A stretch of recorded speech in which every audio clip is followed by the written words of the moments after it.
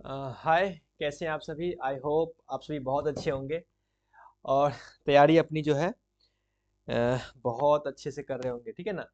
तो चलिए हम क्वेश्चंस को आगे बढ़ाते हैं। और जैसा कि आपको मालूम है, हम बात कर रहे हैं जो एग्ज़ाम हुआ था 2023 में, उसके दिसंबर में जो एग्ज़ाम हुआ था उसके क्वेश्चंस पे बात करने से पहले हमने 50 क्वेश्चंस पे हम बात कर चुके हैं और 50 क्वेश्चंस का जो वीडियो है, 10 वीडियो, वो आपको प्ले लिस्ट में देखने को मिलेगा। आप जाकर के वहाँ से वीडियो को देख सकते हैं। बहुत अच्छा वीडियो है, मैंने उस पर काफ़ी बहुत मेहनत की गई है, कम मेहनत नहीं की गई है, काफ़ी मेहनत की गई है वीडियो बनाने में। तो वीडियो को जाकर देखें, नोट्स बनाएं, सीखने की कोशिश करें और बहुत कुछ आप सीखेंगे, बहुत कुछ वीडियो में बहुत कुछ आपको सीखने को मिलेगा। चलिए हम बात करते हैं वक्त को बर्बाद ना करते हुए क्वेश्चन नंबर 51 पर, ठीक है ना। क्वेश्चन नंबर 51 में बात करते हैं और ये क्वेश्चंस को मैंने कई बार एक्सप्लेन किया है, कई बार इस पर हम बात कर चुके हैं और आपको अच्छे से मालूम होगा कि क्वेश्चंस का आंसर क्या होगा। कहता है कि जो नीचे दिया हुआ है ऑप्शन, उसमें उसको क्रोनोलॉजिकल ऑर्डर में अरेंज करना है, ठीक है ना। यूनिवर्सिटी एजुकेशन कमीशन है, सेकेंडरी एजुकेशन कमीशन है, आचार्य राममूर्ति कमीशन है, नेशनल एजुकेशन कमीशन है और बिरला अंबानी रिपोर्ट है ना। और आपको अच्छे से पता है आपको कि यूनिवर्सिटी एजुकेशन एजुकेशन कमीशन जो है वो फर्स्ट नंबर पे आएगा। क्यों? क्योंकि 1948 में इसको बनाया गया था, ठीक है ना। उसका सेकेंडरी एजुकेशन कमीशन 2 नंबर पे आएगा। क्यों? क्योंकि 1952 पे इसको ये था आया था। उसके बाद आपका आएगा national education commission. National education commission ये 3 नंबर पे आएगा। क्यों? क्योंकि ये 1964 में है। उसके बाद आचार्य राममूर्ति कमीशन 4 नंबर पे आएगा। क्यों? क्योंकि ये 1990 में है। उसके बाद बिरला अंबानी रिपोर्ट जो है ये 5 नंबर पे आएगा। क्यों? क्योंकि ये 2002 का रिपोर्ट है। इस तरह से ए पहला होगा, बी दूसरा होगा, तो ए बी यहाँ है, यहाँ नहीं है, यहाँ नहीं है, यानी तो ये कैंसिल हो गया, ये कैंसिल हो गया, ये कैंसिल, ये आपका आंसर हो जाएगा। और ये सारा चीज़ मैंने आपको बता चुका हूँ, आपको वीडियो में अलग अलग चीज़ को एक्सप्लेन किया जा चुका है। जिसमें बिरला अंबानी रिपोर्ट जो है वो नया है, इस पे हम बात नहीं किए। आइए देख लेते हैं फिर से ताकि आपको याद रहे। यूनिवर्सिटी एजुकेशन कमीशन 1948 से 49, याद रखिएगा। और इस कमीशन के जो चेयर थे वो थे डॉक्टर एस राधा कृष्णन, इसलिए इसको राधा कृष्णन कमीशन के नाम से भी जाना जाता था। इस कमीशन के जो फोकस था, इस कमीशन का जो फोकस था वो था यूनिवर्सिटी एजुकेशन पर इन इंडिया। इंडिया में जो यूनिवर्सिटी एजुकेशन था उस पर फोकस था, पूरी यूनिवर्सिटी जो था उसके एजुकेशन पर इस कमीशन का फोकस था, ठीक है ना। Clear. Next, secondary education commission 1952 से 53, और इसके जो चेयरपर्सन थे वो थे डॉक्टर ए लक्ष्मण स्वामी मुदलियर, इसलिए इसको मुदलियर कमीशन के नाम से भी जाना जाता है। और इसका जो एड्रेस था, इनका जो फोकस था सेकेंडरी एजुकेशन के रिफॉर्म्स पर, सेकेंडरी एजुकेशन पर इनका फोकस था। उसके बाद है नेशनल एजुकेशन कमीशन 1964 से 66, इसके जो चेयरपर्सन थे वो थे डॉक्टर डी एस कोठारी। इस कमीशन को commonly known as Kothari commission के नाम से भी जाना जाता था। और it provided a comprehensive framework for education, और ये कमीशन एक ऐसा कमीशन था जो पूरे एजुकेशन पर एक कंप्रिहेंसिव फ्रेमवर्क दिया था, पूरे एजुकेशन पर ब्लूप्रिंट उन्होंने दिया था। यानी इस पूरे एजुकेशन पे काम किया था, चाहे यूनिवर्सिटी पर हो, चाहे वो secondary education commission secondary school पर हो, यानी ओवरऑल सब पे बात किया था इन्होंने। उसके बाद आचार्य राममूर्ति कमेटी 1990 में एक रिपोर्ट बना था। ये तो this committee revived the implementation of the national policy on education 1968, जो 1968 में नेशनल पॉलिसी ऑन एजुकेशन बना था उसको रिवाइव करने के लिए, उसको देखने के लिए, उसकी इम्प्लीमेंटेशन को देखने के लिए ये कमेटी बनाई गई थी। उसके बाद है बिरला अंबानी रिपोर्ट 2000 में, तो ऑफिशियली नोन एज, इसको इसको officially report on the policy framework for reforms in education के नाम से भी जाना जाता है। Prepared by the Birla Ambani group के द्वारा जो है इस रिपोर्ट को तैयार किया गया था। तो इस पर हमने कई बार बात किया है और आपको इसको अच्छे तरह से पता होगा, नहीं पता है तो इसको नोट कर लीजिएगा, ठीक है ना। इसलिए इसका आंसर हो जाएगा फर्स्ट नंबर, ठीक है। पहला हो जाएगा यूनिवर्सिटी एजुकेशन कमीशन, दूसरा हो जाएगा सेकेंडरी एजुकेशन कमीशन, तीसरा हो जाएगा नेशनल एजुकेशन कमीशन, तीसरा, और चौथा हो जाएगा आचार्य मूर्ति कमेटी, और पांचवा हो जाएगा Birla Ambani report. Question number 52 कहता है कि which of the following are method to knowing according to Nyaya philosophy. Nyaya philosophy के हिसाब से नोइंग जानने का जो मेथड है वो क्या है। न्याय फिलोसफी आपने पढ़ा होगा, उस फिलोसफी के अकॉर्डिंग जो नोइंग जानने का जो मेथड है वो क्या है। आपको पता होगा कि न्याय फिलोसफी ने 4 तरह के 4 type of source of knowledge के बारे में बताया, या मेथड ऑफ नोइंग के बारे में बताया है। 4 types of method of knowing के बारे में बताया, आपको ये पता होगा, जिसमें परसेप्शन और इन्फेरेंस दो तो यहां लिखा हुआ है। अर्थपति जो है ये मीमांसा फिलोसफी का है, ये मीमांसा फिलोसफी का है। मीमांसा फिलोसफी आपने पढ़ा होगा, मीमांसा फिलोसफी का है, ठीक है ना। तो ये यहाँ इसका ये आंसर नहीं होगा, क्योंकि हमको पूछ रहा है न्याय फिलोसफी के बारे में। अच्छा, स्मृति जो है इसका मतलब होता है मेमोरी, और ये बहुत सारे फिलोसफी से जुड़ा हुआ है, कोई एक फिलोसफी से जुड़ा हुआ नहीं है। हर फिलोसफी, बहुत सारी फिलोसफी में स्मृति की बात की गई है, तो ये भी नहीं होगा। अच्छा, अभ्या जो है वो बात करता है नॉन एग्जिस्टेंस के बारे में, नॉन एग्जिस्टेंस के बारे में बात करता है ना, एग्जिस्टेंस के बारे में बात करता है, नॉन एग्जिस्टेंस के जानने के बारे में बात करता है। तो इसलिए यहाँ भी ये न्याय फिलोसफी से जुड़ा हुआ नहीं है, तो इसलिए ये भी नहीं होगा। इसलिए आंसर इसका जो है परसेप्शन और इन्फेरेंस है, ए और बी है। तो ए और बी इसका आंसर है सी नंबर, ठीक है ना। तो आइए जो न्याय फिलोसफी में जो मेथड ऑफ नोइंग जानने का जो मेथड है, 4 मेथड, उसके बारे में जान लेते हैं, ताकि आपको इन आगे के एग्जाम में फायदा हो। अकॉर्डिंग टू न्याय फिलोसफी के हिसाब से the 4 valid method of knowledge, इसको प्रमाण कहा गया है। प्रमाण, 4 तरह के प्रमाण है, 4 valid method of knowledge. Knowledge के जो मेथड है, तरीके हैं, जो तरीके हैं नॉलेज के, वो 4 हैं, उसको प्रमाण कहा गया है, प्रमाण, ठीक है ना। पहला है परसेप्शन, फर्स्ट इज परसेप्शन, इसको कहा गया है हिंदी में प्रत्यक्ष। प्रत्यक्ष, प्रत्यक्ष मतलब जो सामने हो, प्रत्यक्ष हो। अच्छा, परसेप्शन, अब ये क्या है, तो किस तरह से हम नॉलेज अचीव करते हैं, परसेप्शन में नॉलेज को कैसे गेन करते हैं। तो perception is the primary source of knowledge. न्याय फिलोसफी में जो परसेप्शन है वो कहा गया ये प्राइमरी सोर्स ऑफ नॉलेज है, नॉलेज का जो मुख्य प्राथमिक सोर्स है। It is obtain through the contact of the senses with an external object. कहते हैं कि इसमें जो सेंस है आपके पास जो 5 सेंस है, आंख, नाक, कान, मुंह, टंग, जबान और स्किन, ये 5 जो सेंस है आपके पास, ये 5 सेंस जब आप किसी एक्सटर्नल ऑब्जेक्ट से जब आप कांटेक्ट आता है आपको, तब जाकर के आपको इससे नॉलेज हासिल होता है। तो इसको कहा गया है perception. Perception is the primary source of knowledge. It is obtained through, ये ऑब्टेन होता है, हासिल होता है, थ्रू के माध्यम से, किसके माध्यम से, contact sense with external object. जब हमारे सेंस का एक्सटर्नल ऑब्जेक्ट के साथ कांटेक्ट होता है, सेंस मतलब आप जानते हैं ना, जो हमारा 5 सेंस है, जिसे इंद्रियां कहते हैं, 5 इंद्रियां हैं, उसका जब एक्सटर्नल ऑब्जेक्ट, कोई भी एक्सटर्नल बाहरी ऑब्जेक्ट से जब कांटेक्ट होता है, तो इसके माध्यम से हमें नॉलेज हासिल होता है। तो इसे कहा गया है परसेप्शन, प्रत्यक्ष कहते हैं इसको। नेक्स्ट है इन्फरेंस, अनुमान, इसे कहते हैं अनुमान। इनडायरेक्ट नॉलेज, ये इनडायरेक्ट नॉलेज है, जहां परसेप्शन डायरेक्ट नॉलेज है, परसेप्शन को कहा गया है डायरेक्ट नॉलेज, वही इन्फेरेंस को यानी अनुमान को कहा गया है indirect knowledge. Through reasoning and logic, जो रीजन से, जो लॉजिक से हमें ज्ञान हासिल होता है, उसे कहते हैं इन्फेरेंस या अनुमान। अनुमान से अब देखेंगे कि इन मॉडर्न इंडियन लैंग्वेज में it is often used to mean guess. अब ना गेस लगाते हैं, अनुमान लगाते हैं, हाइपोथेसिस उसे कह सकते हैं, अनुमान लगाना, हाइपोथेसिस। तो इन्फ्रेंस, अनुमान से जो हम ज्ञान हासिल करते हैं उसे वो जो माध्यम है, जो सोर्स है, जो मेथड है, उसको कहा गया है इन्फ्रेंस, अनुमान। तीसरा है कंपैरिजन या उपमाना, इसको कहते हैं हिंदी में कंपैरिजन, उपमाना।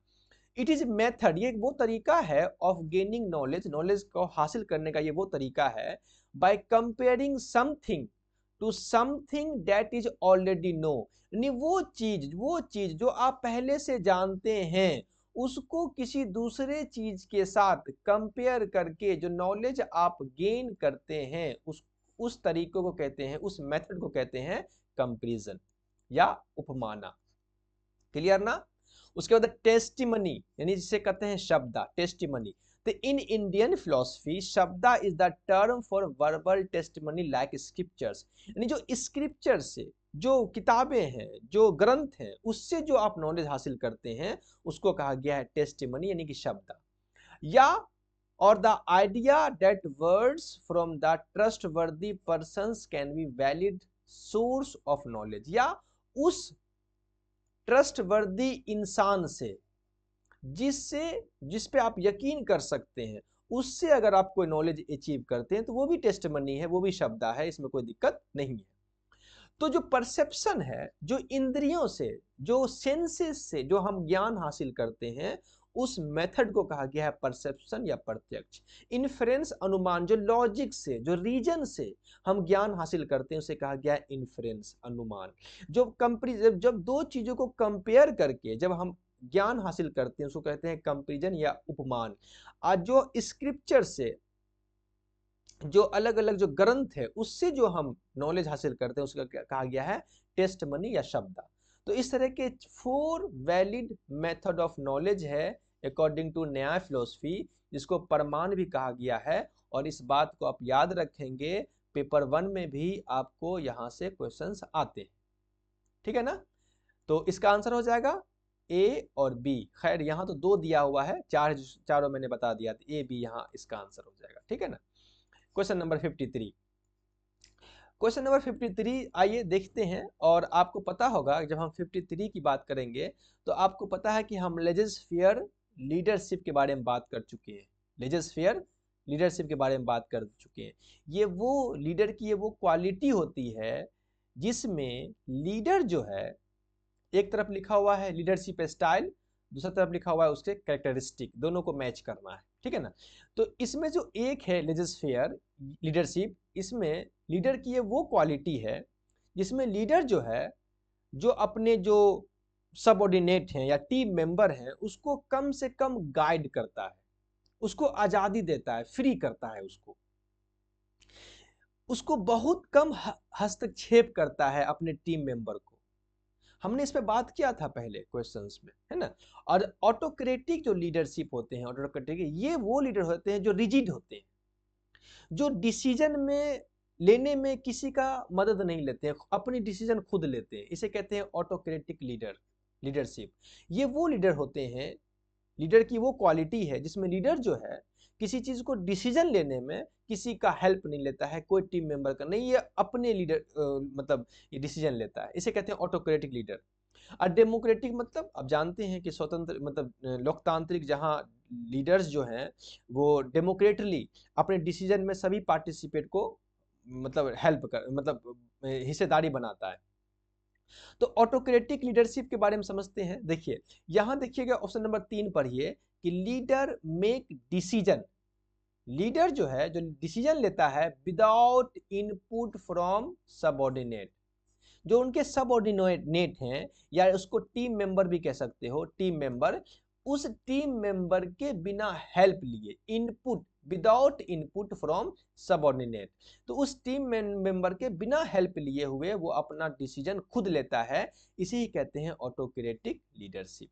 तो इसका हो जाएगा 3 नंबर, पहला का 3 हो जाएगा, सब में 3 है, कोई दिक्कत नहीं है। अच्छा डेमोक्रेटिक लीडरशिप, ठीक है, इसके बारे में हम बात करेंगे। अच्छा लेजिस्फेयर लीडरशिप, इसमें देखिएगा हमने कहा पहले कि 2 नंबर पढ़िए कि लीडर प्रोवाइड्स लिटिल गाइडेंस और structure allowing subordinate to make most decision. जो लीडर होते हैं वो लिटिल गाइडेंस, बहुत कम गाइडेंस देते हैं, और स्ट्रक्चर अलाउ करते हैं, आज़ादी देते हैं सबऑर्डिनेट को, टीम मेंबर को, कि वो मेक मोस्ट डिसीजन, ज़्यादा से ज़्यादा डिसीजन वो खुद ले, इसे ही कहते हैं लेजिस्फेयर लीडरशिप स्टाइल, ठीक है ना? इसलिए इसका आंसर हो जाएगा सेकेंड नंबर। अच्छा ट्रांसफॉर्म, जो ट्रांसफॉर्म लीडरशिप है ये है ये लीडर वो होते हैं जो लोगों को इंस्पायर करते हैं, मोटिवेट करते हैं अपने फॉलोवर्स को, ताकि वो एक गोल अचीव कर सके। तो इंस्पायर्स एंड मोटिवेट्स फॉलोवर्स, जो फॉलोवर्स हैं या टीम मेंबर कह सकते हैं आप उसको, उसको इंस्पायर करता है, मोटिवेट करता है टू अचीव शेयर्ड विजन, जो विजन है, जो गोल है, जो ऑब्जेक्टिव है, जो एम है, उसको अचीव कर सके, इसी कहते हैं ट्रांसफॉर्म लीडर, इसलिए इसका 1 हो जाएगा। तो ए का हो जाएगा थर्ड, बी का हो जाएगा, बी में मैंने उसको छोड़ दिया है, सी का हो जाएगा सेकेंड, तो सी का हो जाएगा सेकेंड, कहाँ गया सी का, एक सी का सेकेंड, और डी का हो जाएगा फर्स्ट, डी का फर्स्ट, यानी इसका आंसर हो जाएगा आपका ये। अब यहाँ एक प्रॉब्लम है बी का 4 के साथ, जो डेमोक्रेटिक लीडर है इसका दे दिया है इवान इलिच। अब हमको ये नहीं समझ में आता कि ये इवान इलिच इसने दिया क्यों, क्योंकि इवान इलिच जो है वो डी स्कूलिंग से जुड़ा हुआ लोग है, हमने इस पे बात किया था। डी स्कूलिंग कंसेप्ट जो आप हैं वो उनसे जुड़ा हुआ इवान इलिच है, ठीक है ना, पहली बात तो ये समझ लीजिए। और इवान इलिच कहता है कि बच्चे को आज़ाद करना चाहिए, फ्री करना चाहिए, स्कूल से बाहर उसको पढ़ाना चाहिए, स्कूल डी स्कूलिंग कंसेप्ट उसने दिया। इसका मतलब है कि वो थोड़ा आज़ादी की बात करता है, फ्रीडम की बात करता है। और पता नहीं कि बी का 4 यहाँ कैसे मैच किया, मुझे तो ये कन्फ्यूजन समझ में आ रहा है, लेकिन मुझे मुझे मुझे लगा कि मैं इसके कंसेप्ट को आपको समझा दूं कि इवान इलिच जो है वो डी स्कूलिंग कंसेप्ट के, लेकिन आंसर में दिया हुआ था डी का 4 नंबर। मुझे नहीं समझ में आता कि डी का 4 नंबर कैसे दिया, तो आप देख लीजिएगा। लेकिन डेमोक्रेटिक लीडर वो होते हैं जो लीडर लोकतंत्र मतलब डेमोक्रेटली अपने डिसीजन में अपने जो टीम मेंबर है उसको पार्टिसिपेट करते हैं, इतना मैं समझ लीजिए आप। और इवान इलिच के बारे में मैंने ये बता दिया कि डी स्कूलिंग कंसेप्ट इन्होंने दिया, इसके बारे में मैंने पहले बात कर चुका हूँ। तो ये है, आप इसको देख लीजिएगा। आइए थोड़ा इसको समझ लेते हैं, समझ तो लिए ही लेकिन आप समझ लेते हैं कि ऑटोक्रेटिक लीडरशिप, इन ऑटोक्रेटिक लीडरशिप में लीडर मेक डिसीजन इंडिपेंडेंटली, जो लीडर जो है वो जो डिसीजन लेता है वो इंडिपेंडेंट खुद लेता है, विदाउट कंसल्टिंग सबॉर्डिनेट और टीम मेंबर, बिना टीम मेंबर के कंसल्ट किए, बिना सबॉर्डिनेट को कंसल्ट किए वो अपना डिसीजन खुद लेता है। This style can be effective in emergency, आज ये जो स्टाइल है लीडर का, जो स्टाइल है ये कभी कभी जो इमरजेंसी आती है वहां ये इफेक्टिव है, हर जगह इफेक्टिव नहीं है। इमरजेंसी सिचुएशंस और इवन क्विक डिसीजन, अगर क्विक डिसीजन लेना हो या इमरजेंसी सिचुएशन हो तो वहां हम इस तरह के लीडरशिप स्टाइल को इस्तेमाल कर सकते हैं।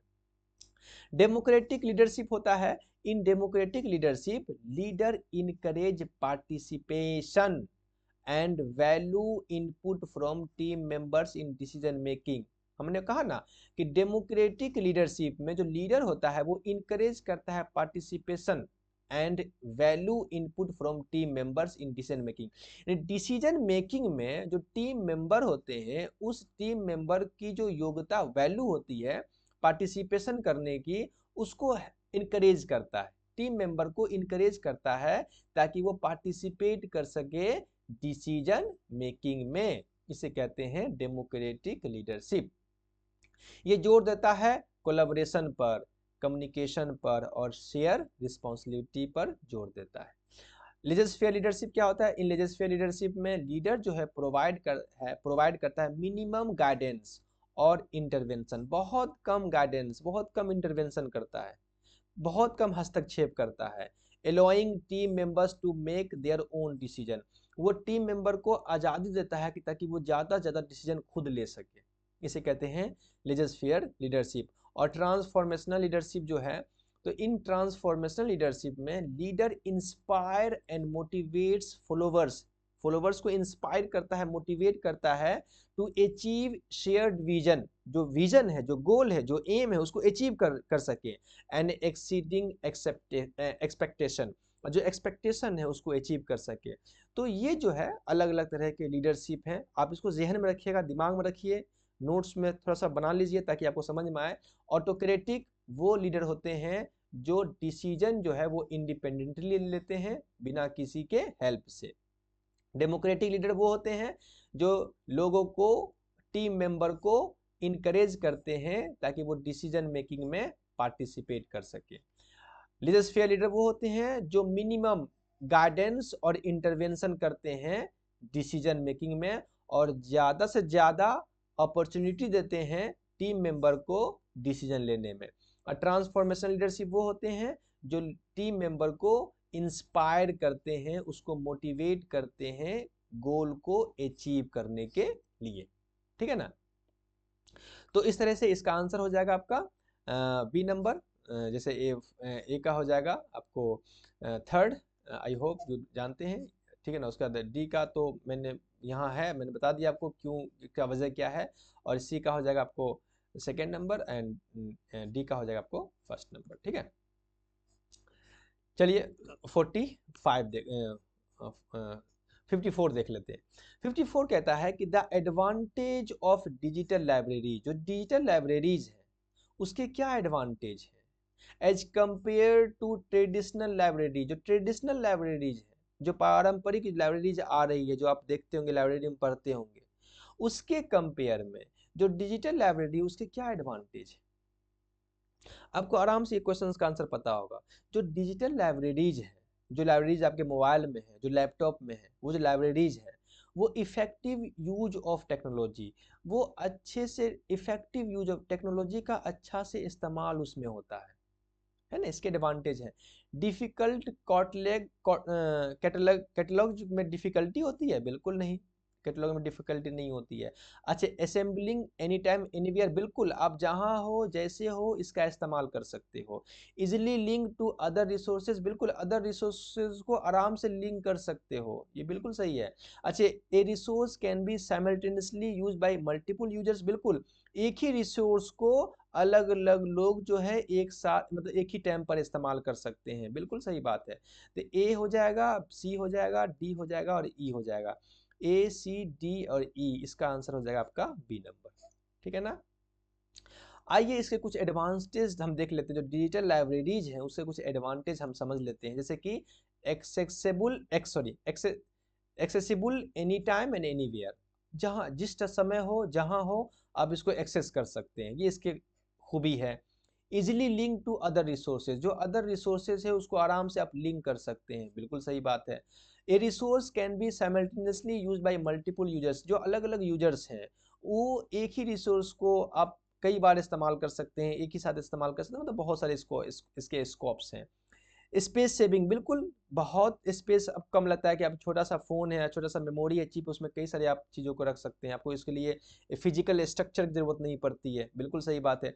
कॉस्ट इफेक्टिव, बिल्कुल कम इफेक्टिव है। अगर आप ट्रेडिशनल लाइब्रेरी अगर इस्टेब्लिश करें तो आपको ज़मीन खरीदना पड़ेगा, बहुत से खर्च होंगे, लेकिन आप लैपटॉप में मोबाइल में इसको इस्तेमाल कर सकते हैं, कॉस्ट इफेक्टिव है। अच्छा, प्रिजर्व करना भी बहुत आसान है, आप एक फ़ोन में क्लाउड में वगैरह प्रिजर्व कर सकते हो। अच्छा, रिमोट एक्सेस, बिल्कुल दूर दूर के लोग भी इसको इस्तेमाल कर सकते हैं, चाहे वो बहुत कितने भी दूर के एरिया को हो, इस्तेमाल कर सकते हैं। कस्टमाइजेशन भी है। अच्छा, इन्वायरमेंटल फ्रेंडली है, बिल्कुल इन्वायरमेंटल फ्रेंडली, आपके फ़ोन में है, लैपटॉप में है, तो कोई इशू नहीं है। तो इसके कुछ एडवांटेज हैं डिजिटल लाइब्रेरीज के, जो आपके सामने में रख दी गई है। आप समझ गए होंगे अच्छे तरीके से, आराम से। अगर एग्जाम में क्वेश्चन आए तो आपको आई होप आपको दिक्कत नहीं होनी चाहिए। तो इसका आंसर हो जाएगा आपका ए हो जाएगा, बी हो जाए, सॉरी बी तो होगा नहीं, ए हो जाएगा, सी हो जाएगा, डी और ई हो जाएगा, ठीक है ना। ये हो जाएगा और उसके बाद ये और ये एडवांटेज डिजिटल लाइब्रेरी के, ठीक है ना। आई होप नेक्स्ट क्वेश्चन देख लेते हैं। 55 question number, arrange the following chronological order, chronological order में इसको अरेंज कीजिए। देखिए ये जो लिखा हुआ है ना, post modernism, transcendentalism, impressionism, analytical philosophy, rationalism, ये सब जो है फिलोसफिकल थॉट का एक पैराडाइम है, फिलोसफिकल थॉट का। जैसे जैसे फिलोसफी आगे बढ़ी है, उसके थॉट्स चेंज होते चले गए हैं, बदलते चले गए हैं, ठीक है ना। और उसमें जो सबसे नया फिलोसफी है, सबसे नया जो है, उस सबसे नया का नाम है पोस्ट मॉडर्निज्म। सबसे नया पोस्ट मॉडर्निज्म, ये सबसे न्यू फिलोसफिकल थॉट है, सबसे न्यू फिलोसफिकल थॉट है पोस्ट मॉडर्निज्म। और सबसे जो पहला है उसका नाम है रेशनलिज्म। रेशनलिज्म सबसे फर्स्ट रेशनलिज्म है। सबसे फर्स्ट रेशनलिज्म हुआ जिसमें बात किया गया था लॉजिक का, रीजन का। उसके बाद आ गया इम्प्रेसिज्म सेकेंड नंबर में, तो ये फर्स्ट हो जाएगा और सेकेंड नंबर में हो जाएगा इम्प्रेसिज्म। उसके बाद जो है फर्स्ट में फर्स्ट और सेकेंड, फर्स्ट में ई है तो यहाँ ई फर्स्ट में है, यहाँ भी ई फर्स्ट में है, और सेकेंड में सी नंबर है, सेकेंड में सी, तो इसका ये आंसर हो जाएगा, क्लियर। और लास्ट में मैंने कहा ना पोस्ट मॉडर्निज्म ये लास्ट वाला है, तो यहाँ ए लास्ट है, तो इस तरह से आप आंसर को फिल कर सकते हैं। तो उसके बाद है बी, थर्ड नंबर पे है बी, ट्रांसजेंडरलिज्म जो है ये थर्ड नंबर पर है। उसके बाद जो है एनालिटिकल थ्योरी जो है वो फोर्थ नंबर पर है, और पोस्ट मॉडर्निज्म जो है फिफ्थ नंबर पे। तो सबसे पुराने जो फिलोसफिकल थॉट है वो रेशनलिज्म है, सबसे पुराना। उसके बाद आता है इम्प्रेसिज्म, उसके बाद आता है ट्रांससेंडेंटलिज्म, उसके बाद आता है एनालिटिकल फिलोसफी, उसके बाद आता है पोस्ट मॉडर्निज्म।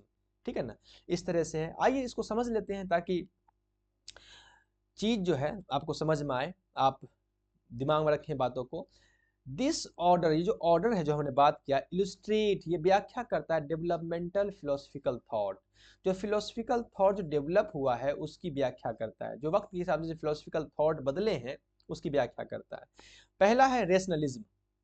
रेशनलिज्म जो है वो लगभग 17th सेंचुरी का वक्त है, मतलब 17th सेंचुरी में जो लोग थे वो रेशनलिज्म फिलोसफिकल थॉट को रखते थे। उनका मानना था कि वो जोर देते थे, इम्फेसाइज करते थे, जोर देते थे रीजन एंड इनेट नॉलेज पर, रीजन एंड इनेट नॉलेज। जो वो कहते थे जो इंसान के पास थॉट्स होते हैं, जो इनके पास जो ज्ञान होता है वो रीजन की वजह से होता है, और इनेट नॉलेज उसके अंदर कुछ अंदर से नॉलेज होते हैं, इनेट नॉलेज होता है ना।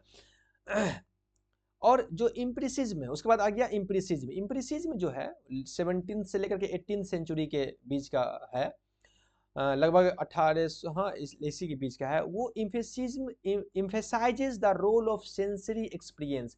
ये जो है इन्होंने कहा कि नहीं, रीजन से नॉलेज नहीं होता है, इनेट नॉलेज हमारे पास कुछ नहीं होता है। हम जो है सेंसरी एक्सपीरियंस से, जो हमारे पास सेंसेस हैं, जो हमारे पास इंद्रियां हैं, हम उनसे नॉलेज को लेते हैं, हम ऑब्जर्वेशन से नॉलेज को लेते हैं। इम्प्रेसिज्म के मानने वाले थे। उसमें जो सबसे जो फेमस आदमी उसका नाम है John Locke. John Locke, John Locke जो है वो इम्प्रेसिज्म को मानते थे। आपने पढ़ा होगा जॉन लॉक कहता है क्या कि बच्चा जो पैदा होता है वो खाली स्लेट से पैदा होता है, उसके पास कुछ नहीं होता है। जब वो दुनिया में आता है तो अपने सेंस के माध्यम से ऑब्जर्व करके वो चीजों को सीखता है। तो ये जो जॉन लॉक जो था वो इम्प्रेसिज्म फिलोसफी को बिलीव करता था, मानता था। ठीक है ना। उसके बाद आया ट्रांससेंडेंटलिज्म। ट्रांससेंडेंटलिज्म जो है वो 19th सेंचुरी की फिलोसफी है। इनका मानना था, ये कहते explores spirituality, individualism and the human condition, often emphasising intuition and personal experience. समझिएगा मेरी बात। जो ट्रांससेंडेंटलिज्म जो है, जो 19th सेंचुरी की फिलोसफी है, वो जो उसने जोर दिया स्पिरिचुअलिटी पर, स्पिरिचुअलिटी पर जोर दिया। उसने इंडिविजुअलिज्म पर जोर दिया, इंडिविजुअलिज्म पर जोर दिया, यानी व्यक्तिवाद पर जोर दिया। और उसने ह्यूमन कंडीशन, इंसान के कंडीशन पर जोर दिया। और इसी दौरान जो है आपको पता होगा कि मैस्लो का थ्योरी आया था, आया इंडिविजुअलिज्म। इन मैस्लो की थ्योरी नहीं, सॉरी माफ कीजिएगा, ये नहीं, हम बात करेंगे आगे उसके बारे में। तो ह्यूमन कंडीशन के बारे में बात किया, और इसने जोर दिया, इम्फेसाइज किया, जोर दिया इंट्यूशन पर। इसमें ये कहा गया कि ज्ञान जो है वो इंट्यूशन की वजह से आता है, पर्सनल एक्सपीरियंस की वजह से ज्ञान आता है। समझे नहीं। उसके बाद एनालिटिकल फिलोसफी, जो ये अर्ली 20th सेंचुरी की है, अर्ली 20 यानी 20वीं शताब्दी के शुरुआत की है analytical philosophy. Focusing on logical analysis, ये जो है जोर दिया लॉजिकल एनालिसिस पर, लिंग्विस्टिक क्लैरिटी पर जोर दिया, एंड नेचर ऑफ लैंग्वेज के नेचर पर जोर दिया, रियलिटी पे जोर दिया, एंड नॉलेज पे जोर दिया। ठीक है ना। उसके बाद पोस्ट मॉडर्निज्म। जो पोस्ट मॉडर्निज्म है ये लेट 20th सेंचुरी यानी 20वीं शताब्दी के अंत का ये फिलोसफी है, और हाल फिलहाल की फिलोसफी है। ये चैलेंज किया ट्रेडिशनल नोशन ऑफ ट्रूथ, जो पारंपरिक सच्चाई जो आ रही है, जो बात किया रेशनलिज्म बात किया, जो इम्प्रेसिज्म बात किया, जो ट्रांससेंडेंटलिज्म बात किया, जो एनालिटिकल फिलोसफी बात किया, जो उस पर इसने चैलेंज किया। Traditional notion of truth, reality and knowledge पर इसने चैलेंज किया, कि बोला नहीं ये सब नहीं होता है, ऐसे नॉलेज हासिल नहीं होता है। इसने जोर दिया डाइवर्सिटी पर, इसने जोर दिया कम्प्लेक्सिटी पर, इम्फेसाइज डाइवर्सिटी, कम्प्लेक्सिटी पर जोर दिया, and fragmented nature of human experience, और इसने ह्यूमन एक्सपीरियंस पे जोर दिया। इसने मानव के जो अनुभव है उस अनुभव पे जोर दिया इसने। कौन? Post modernism. तो इस तरह के अलग अलग फिलोसफिकल थॉट जो है वो नॉलेज को गेन करने के अलग अलग मेथड्स बताएं। जैसे कि रेशनलिज्म कहा कि रीजन से हम नॉलेज को अचीव करते हैं, हमारे पास इनेट नॉलेज होता है, पहले से हमारे पास ज्ञान होता है। एम्पिरिसिज्म कहा कि नो, सेंसरी एक्सपीरियंस और ऑब्जर्वेशन से हम ज्ञान अचीव हासिल करते हैं। ट्रांसेंडेंटलिज्म कहा कि नहीं, इंट्यूशन से, पर्सनल एक्सपीरियंस से ज्ञान हासिल होता है। एनालिटिकल फिलोसफी कहा कि नहीं, लॉजिकल एनालिसिस से, लिंग्विस्टिक क्लैरिटी से, नेचुरल लैंग्वेज से, रियलिटी से हमें ज्ञान हासिल होता है। पोस्ट मॉडर्निज्म कहा कि नहीं, ये सब बात गलत है, ज्ञान हासिल होता है डाइवर्सिटी से, कम्प्लेक्सिटी से और ह्यूमन एक्सपीरियंस से नॉलेज हासिल होता है। हर लोगों ने अलग अलग तरह की बातें कही, इसलिए इसका आंसर हो जाएगा ये नंबर। तो पहले क्या था? पहला हो गया रेशनलिज्म, सेकेंड हो गया इम्प्रेसिज्म, है ना, और थर्ड हो गया ट्रांसेंडेंटलिज्म, और फोर्थ हो गया एनालिटिकल फिलोसफी, और फिफ्थ हो गया पोस्ट मॉडर्निज्म। ठीक है ना। तो आई होप आप बात को समझ गए होंगे। अब हम क्वेश्चंस को यहीं रोकते हैं। हमने बात किया क्वेश्चन नंबर 51 से 55 तक।